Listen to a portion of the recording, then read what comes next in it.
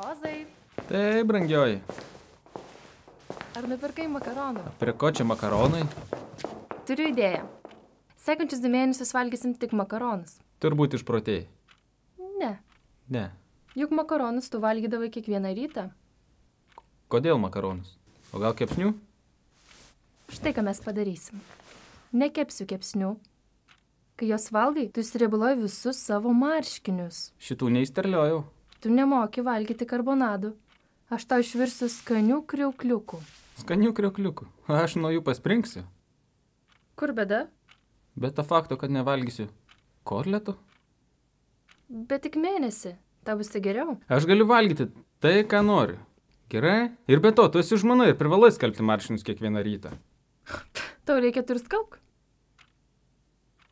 Juk pernai aš nupirkau tau skalbimo mašiną, bet manau, tau reikėtų pradėti skalbti rankomis. Žinai, man tai patiktų labiau. Nebeskalbsiu.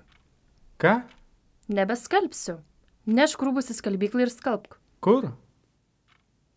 Mieste, prie pašto, ten ir skalbk. Į skalbyklą esi nešu tu. Kas aš tau esu? Ar tarnaitė ar žmona? Ar turiu atsakyti? Nikola! Gerai, gerai. Sakykim, aš valgysiu makaronus. Kai tu nematysi, sėdėsiu kavinį ir valgysiu kepsnius. Ten skaniau nei čia.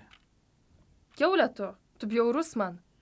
Aš turiu skalbti tavo riebaluotus marškinius, o tu negali valgyti makaronų. Manai, tai teisinga? Teisinga. Aš nevalgysiu makaronų, nes tai yra kvaila.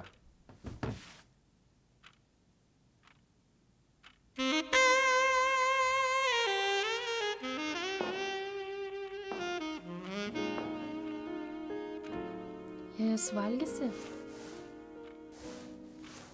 aš duosiu tau. O nevalgysi makaronų, prisiekiu. Likusį gyvenimą gersi kisielių ir dėkosi man, kad vakarai žiūri muilo operas. Einu pirkt makaronų. Kaisk puodą, įdėk druskos, aš to grįšiu. Pum, čium.